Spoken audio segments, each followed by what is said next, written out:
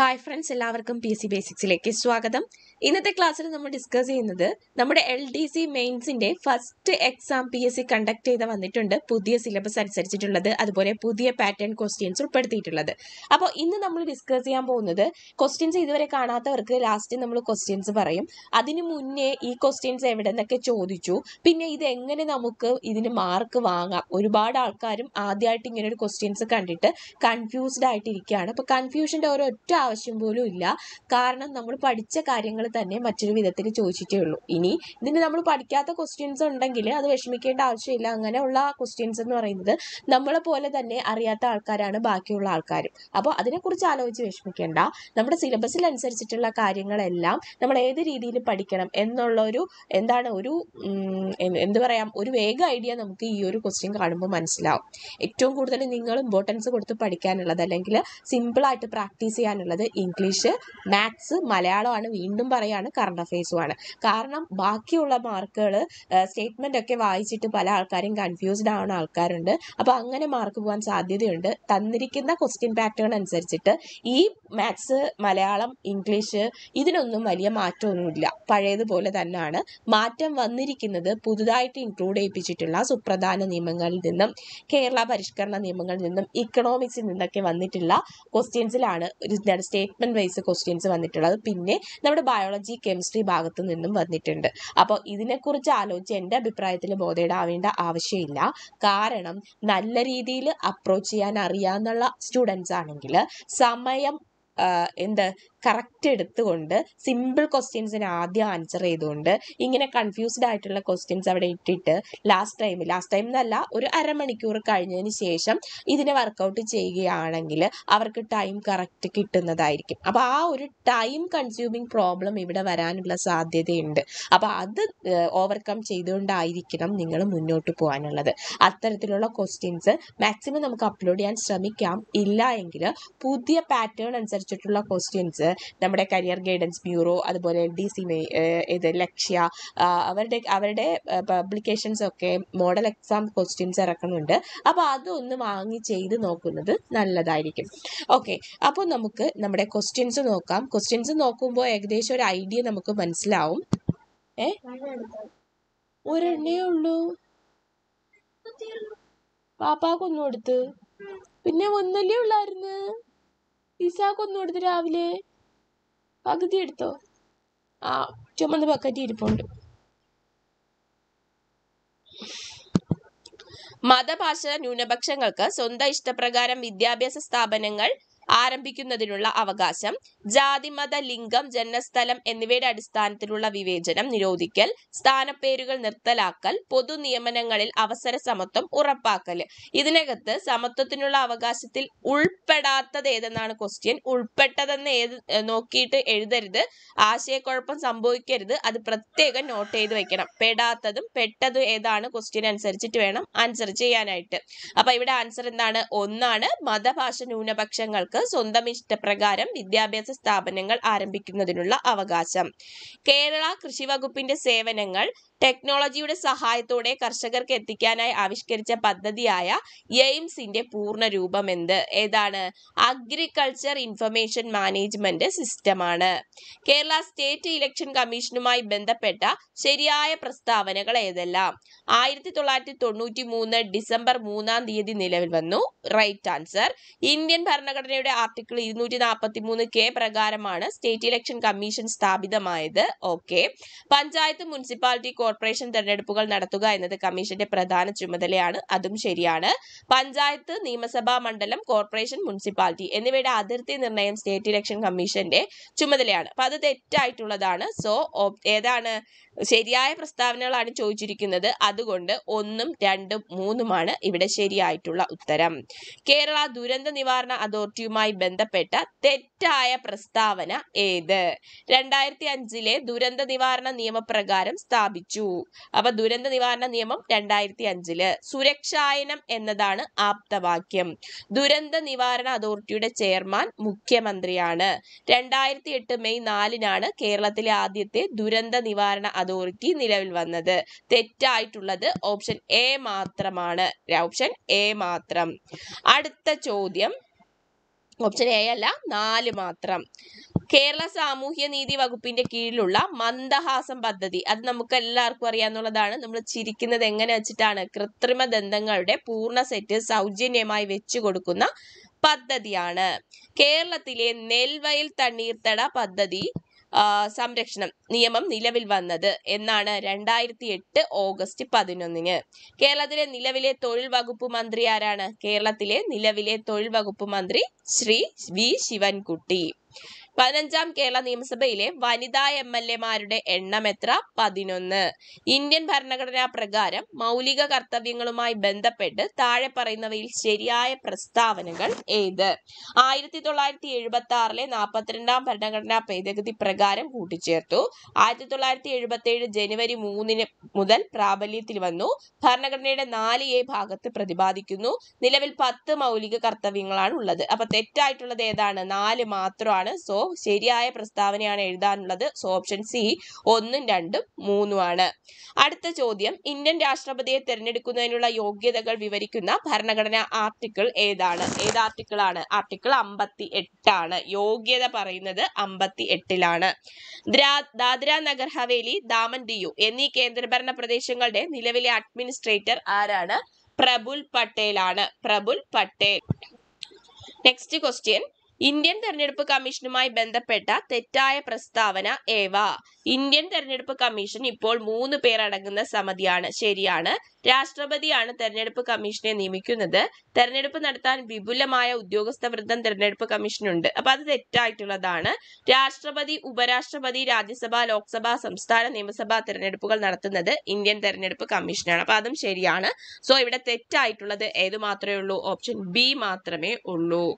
പ്രധാനമന്ത്രി 3 മാത്രം. Option B ആണ്.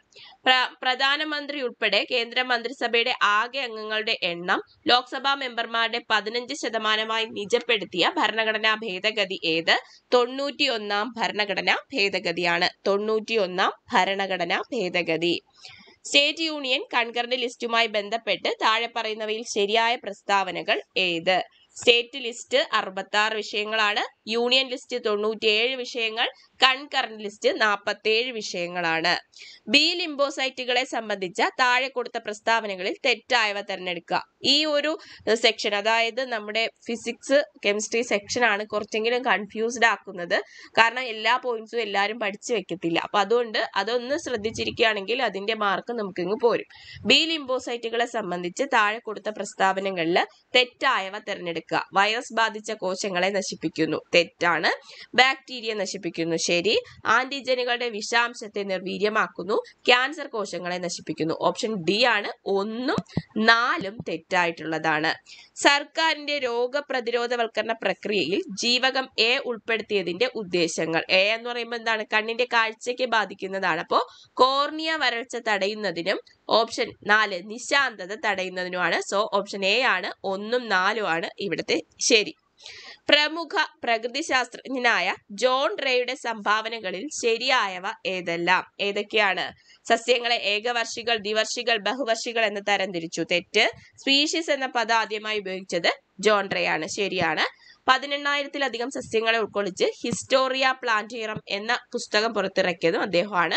സോ ഓപ്ഷൻ ബി 2ഉം 3ഉം ശരിയാണ്. ചിക്കൻ ബോക്സ് പകർത്തുന്ന സൂക്ഷ്മാണുജീവി ഏതാണ്? വാരിസെല്ല വൈറസ് ആണ്. Chicken box varicella virus. താഴെ പറയുന്ന അസുഖങ്ങളിൽ സൂണോറ്റിക് എന്ന വിഭാഗത്തിൽപ്പെടുന്ന അസുഖം എലിപ്പനിയാണ്. ശരാശരി ബ്ലഡ് പ്രഷർ എത്രയാണ്? 120 mmHg. ദേശീയ ആരോഗ്യ ദൗത്യം ആരംഭിച്ചത്, നാഷണൽ ഹെൽത്ത് മിഷൻ ആരംഭിച്ചത് 2013-ലാണ്. ക്രഷിംഗ് ദി കർവ് താഴെ പറയുന്നവയിൽ ഏത് അസുഖവുമായി ബന്ധപ്പെട്ടിരിക്കുന്നു? ക്രഷിംഗ് ദി കർവ് ഏതാണ്? കൊറോണ വൈറസ് ആണ്. വീർപ്പിച്ച ഒരു ബലൂൺ വെള്ളത്തിനടിയിലേക്ക് താഴ്ത്തുമ്പോൾ അതിന്റെ വലുപ്പം കുറയുന്നു. ഇത് താഴെ തന്നിരിക്കുന്ന ഏത് നിയമവുമായി ബന്ധപ്പെട്ടിരിക്കുന്നു? ബോയിൽ നിയമം. താഴെ പറയുന്നവയിൽ ലോഹങ്ങളുടെ സവിശേഷത അല്ലാത്തതേത്? അല്ലാത്തതേതെന്നാണ് ക്വസ്റ്റ്യൻ. ലോഹങ്ങൾക്ക് ഇലക്ട്രോനെഗറ്റിവിറ്റി കൂടുതലാണ്. സവിശേഷത അല്ലാത്തത് ഏത് മാത്രമേ ഉള്ളൂ? 1 മാത്രമേ ഉള്ളൂ. ലോഹങ്ങൾക്ക് ഇലക്ട്രോനെഗറ്റിവിറ്റി കൂടുതലാണ് എന്നുള്ളത് സവിശേഷത അല്ല. യഥാർത്ഥ ലായനിയുമായി ബന്ധപ്പെട്ട പ്രസ്താവന തിരഞ്ഞെടുക്കുക. യഥാർത്ഥ ലായനിയുടെ പ്രത്യേകത എന്താണ്? ഓപ്ഷൻ ബി ഫിൽറ്റർ പേപ്പർ ഉപയോഗിച്ച് കണികകളെ അരിച്ചു മാറ്റാൻ കഴിയില്ല.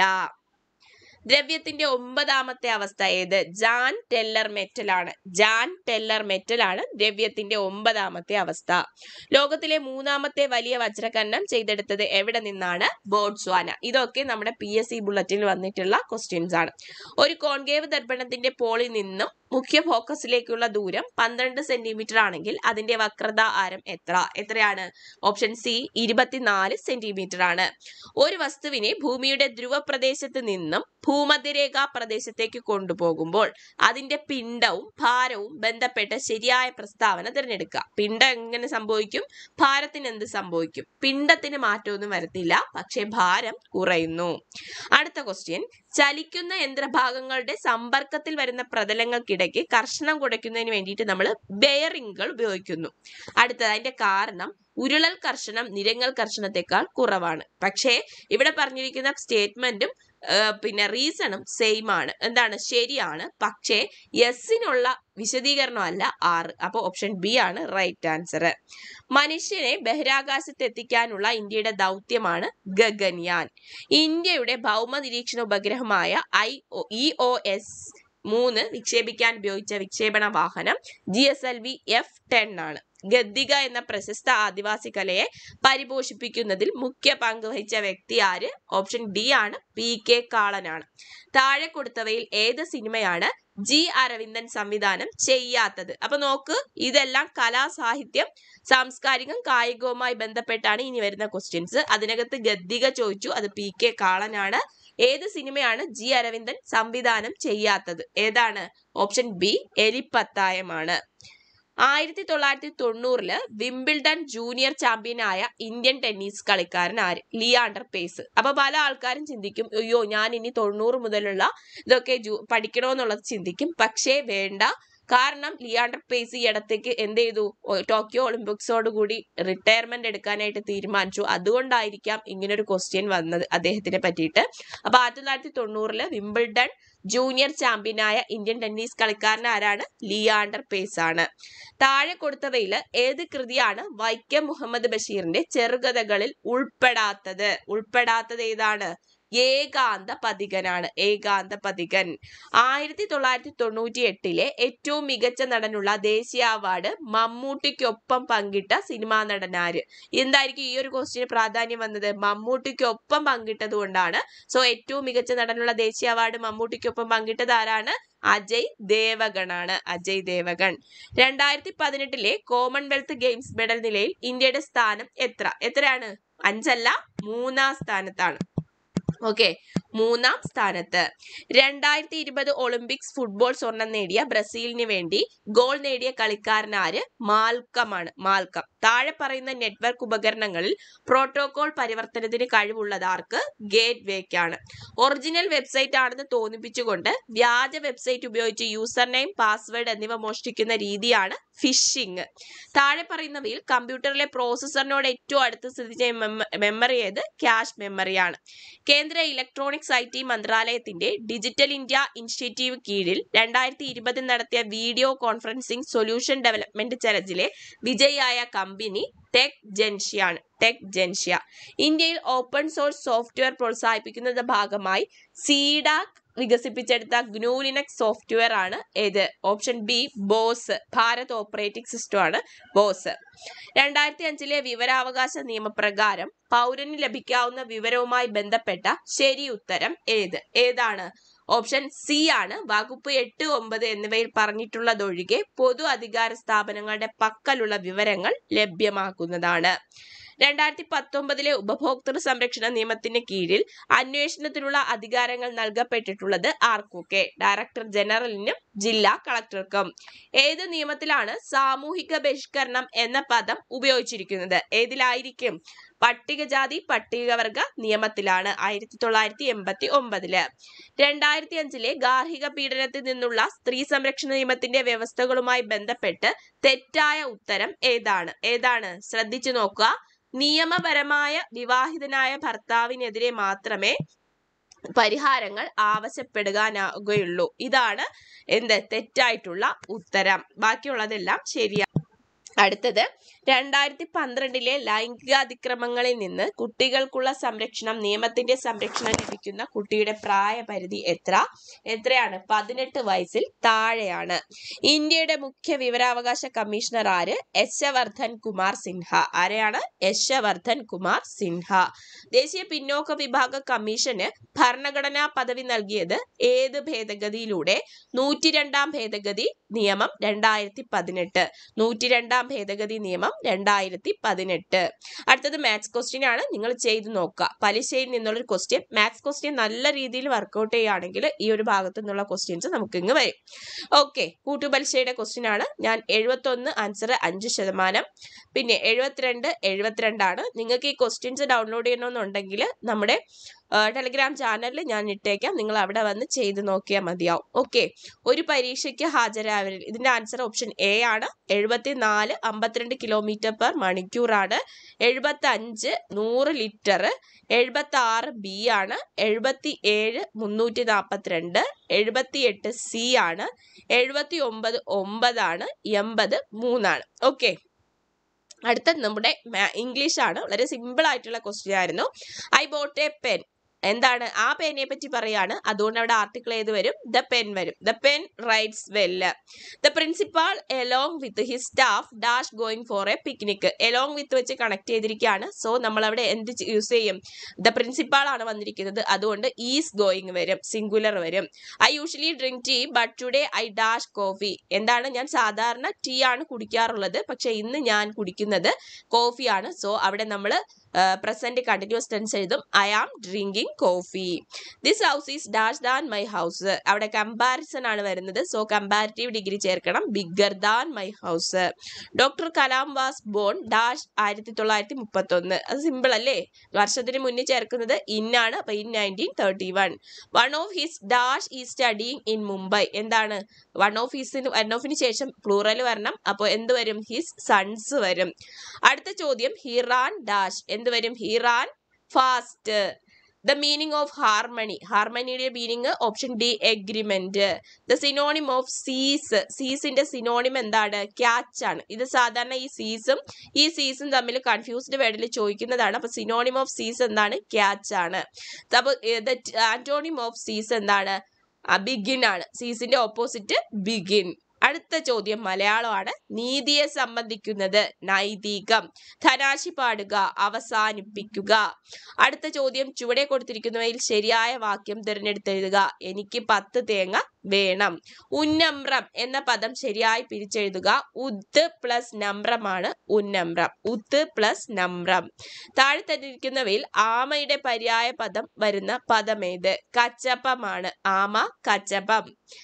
If you want to shine like a sun first burn like a sun. എന്താണ്? നിങ്ങൾക്ക് ഒരു സൂര്യനെ പോലെ തിളങ്ങണമെങ്കിൽ ആദ്യം സൂര്യനെ പോലെ കത്തി ജ്വലിക്കുക. താഴെ കൊടുത്തിരിക്കുന്നവയിൽ ബഹുവചനത്തെ സൂചിപ്പിക്കാത്ത പദം ഏതാണ്? സൂചിപ്പിക്കാത്തത് ഏതെന്നാണ്? സ്വാമികളാണ്. അത് പൂജക ബഹുവചനമാണ്. ഓക്കെ, സ്വാമികൾ. അവരജൻ എന്ന പദത്തിന്റെ വിപരീതം. റിപ്പീറ്റഡ് ക്വസ്റ്റ്യൻ ആണ്. അഗ്രജനാണ്. താഴെ കൊടുത്തിരിക്കുന്നവയിൽ ശരിയായ പദം ഏത്? ഉദ്ഗ്രഥിതമാണ്. ഉദ്ഗ്രഥിതം. അടുത്തത് ഭഗിനി എന്ന പദത്തിന്റെ പുല്ലിംഗ രൂപം ഭ്രാതാവാണ്. അപ്പൊ നിങ്ങൾക്ക് ഈ ക്വസ്റ്റ്യനെ പറ്റിയുള്ള അഭിപ്രായങ്ങൾ തീർച്ചയായിട്ടും താഴെ കമന്റ് ചെയ്യുക. ഒരിക്കലും ടെൻഷൻ അടിക്കരുത്.